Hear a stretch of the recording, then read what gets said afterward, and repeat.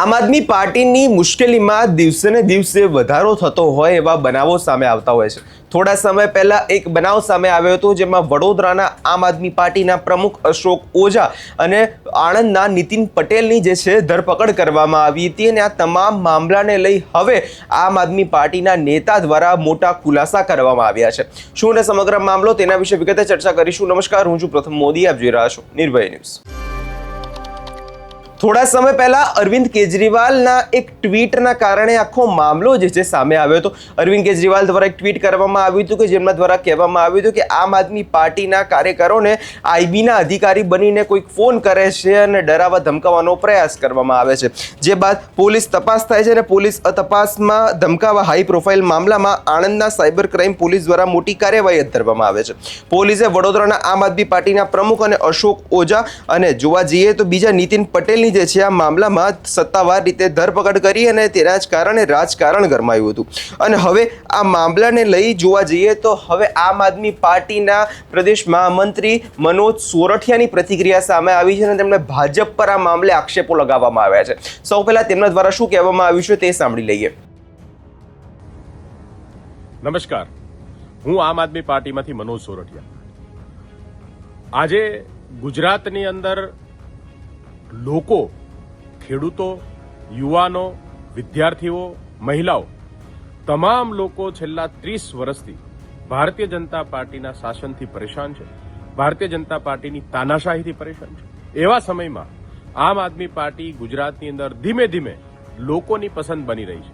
ધીમે ધીમે લોકો આમ આદમી પાર્ટીને ચાહી રહ્યા છે અને આમ આદમી પાર્ટીનું સંગઠનનો વ્યાપ જે છે એ વધી રહ્યો છે। ગત સ્થાનિક સ્વરાજની ચૂંટણીમાં પણ 500 થી વધારે ઉમેદવારો આમ આદમી પાર્ટીના ચૂંટાયા અને ગુજરાતના ઇતિહાસમાં પહેલીવાર એવું બન્યું છે કે કોઈ ત્રીજો પક્ષ, જેને ભાજપ અને કોંગ્રેસ સિવાયનો ત્રીજો પક્ષ ગુજરાતમાં સફળ થયો હોય અને આટલા મોટા પ્રમાણમાં 6000 થી વધારે ઉમેદવારો કોઈ ચૂંટણીની અંદર ઉતર્યા હોય। આ તમામ ઘટનાઓ આજે ભારતીય જનતા પાર્ટી માટે સૌથી મોટી પરેશાનીનું કારણ છે।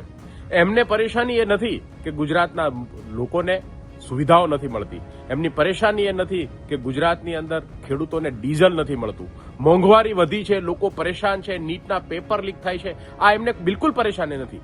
એમને પરેશાની છે કે સામે પક્ષે કોઈ બોલવાવાળો વ્યક્તિ ન હોવો જોઈએ। આજે ખેડૂતો આંદોલન કરી રહ્યા છે, એમના ખેતરની અંદર વીજ લાઇનની પરમિશન વગર જબરજસ્તી નાખવાનું કામ થઈ રહ્યું છે, ત્યારે ગુજરાતની અંદર એક અવાજ જે ભાજપની સામે છે, ભાજપને વારંવાર ચેલેન્જ આપ્યો છે અને ભાજપના કુશાસનની સામે સવાલ ઉપાડવાનું કામ કર્યું છે, એવી આમ આદમી પાર્ટીને ખતમ કરવાનું વારંવાર ષડયંત્ર ભારતીય જનતા પાર્ટીએ રચ્યું છે। ચૂંટણી પહેલા પણ આમ આદમી પાર્ટીના કાર્યકર્તાઓ, નેતાઓને જેલમાં નાખવા, એફઆરઆઈઓ કરવી, ખોટા કેસો કરી અને એમના મોરલ તોડવાની કોશિશ વારંવાર થઈ છે અને ચૂંટણી પછી પણ આ સિલસિલો આજે પણ ચાલુ છે। 2 દિવસ પહેલાની એક ઘટના છે કે એક આઈબીના વ્યક્તિએ આમ આદમી પાર્ટીના કાર્યકર્તાને કોલ કરી અને એમની તમામ વિગતો માંગી અને ત્યારબાદ જ્યારે એ વાત આમ આદમી પાર્ટીએ જાહેર માધ્યમોમાં કહેવાની શરૂઆત કરી કે આમ આદમી પાર્ટીના નેતાઓને ધમકીઓ આવે છે, પોલીસ એની પાછળ આઈબીને લગાવવામાં આવી છે, ત્યારે એક ષડયંત્ર ફરીથી રચવામાં આવ્યું। આમ આદમી પાર્ટીના નેતા કે જેમણે આઈબી અધિકારી સાથે ફોન કરી અને એમને પૂછપરછ કરી કે કોણ છો તમે, શા માટે ફોન કરો છો, શા માટે પૂછો છો, એ વ્યક્તિને બાતમીદાર બનાવી અને આમ આદમી પાર્ટીના વડોદરાના શહેર પ્રમુખ અશોક ઓઝાને પણ ફ્રેમ કરવાનું કામ થયું છે। 2 દિવસ પહેલા એમને ઉપાડી ગયા અને એમને બેસાડીને જબરજસ્તી એમની પાસે સ્ટેટમેન્ટો લખાવ્યા, આમ આદમી પાર્ટીની તમામ માહિતીઓ માંગી, સંગઠનની માહિતી માંગી, ખર્ચની માહિતીઓ માંગી, તમામ માહિતીઓ માંગવાનું કારણ આજે એ વ્યક્તિ પાસે મને નથી સમજાતું કે ભારતીય જનતા પાર્ટીને કેમ પડી છે। આજે અશોક ઓઝાએ હિંમત કરી અને આ આખી ઘટનાને મીડિયા સમક્ષ મૂકી છે। એમણે કીધું છે કે આ વ્યક્તિ જેણે ફોન કરાયો હતો, જેણે ફોન કર્યો છે, એ વ્યક્તિ સાથે એમના કશું લેવા દેવા નથી। એક ખોટો આરોપ એમની ઉપર લગાવવામાં આવ્યો છે કે ફોન અશોક ઓઝાએ કરવામાં આવ્યો। આ વાત અશોકભાઈએ પોતે પણ જાહેર માધ્યમોની અંદર કહી છે। હું બહુ જવાબદારી સાથે કહેવા માંગુ છું કે ગુજરાતની અંદર એક મજબૂત પક્ષ તરીકે, એક મજબૂત વિકલ્પ તરીકે જ્યારે આમ આદમી પાર્ટી ઉભરી રહી છે, ત્યારે ભારતીય જનતા પાર્ટી આ તમામ પ્રકારના ષડયંત્ર કરી રહી છે। આમ આદમી પાર્ટીના નેતાઓને ફ્રેમ કરવાનું કામ કરી રહી છે, આમ આદમી પાર્ટીને ખોટી રીતે બદનામ કરવાનું કામ કરી રહી છે। અશોક ઓઝાએ પોતાનો પક્ષ મૂક્યો છે। મારી તમામ લોકોને અને મીડિયાના માધ્યમના લોકોને પણ વિનંતી છે કે અશોકભાઈનો આ પક્ષ જે છે એ પણ જનતા સુધી પહોંચાડવાનો પ્રયાસ કરો. લોકો સાચું જાણે, સત્ય શું છે એ લોકોને પણ જાણ થવી જોઈએ અને લોકો પણ ભારતીય જનતા પાર્ટીની આ તાનાશાહીથી પરેશાન છે ત્યારે લોકોને પણ આ રાજનીતિની અંદર આજે ગુજરાતની આ સ્થિતિ છે એની અંદર પોતાનો પક્ષ સાંભળવાની અને પોતાની વાત સાંભળવાનો અધિકાર મળે એવી વિનંતી કરું છું. આભાર. ભારત માતા કી જય.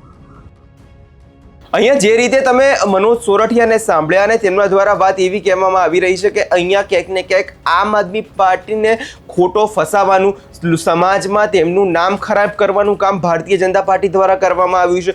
એટલે કે જે રીતે અહીંયા આક્ષેપો એવા થઈ રહ્યા હતા કે નકલી આઈબી અધિકારી બનીને આમ આદમી પાર્ટીના અશોક ઓઝા દ્વારા જ કાર્યકરોને ડરાવવા ધમકાવવાનો પ્રયાસ કરવામાં આવી રહ્યો છે.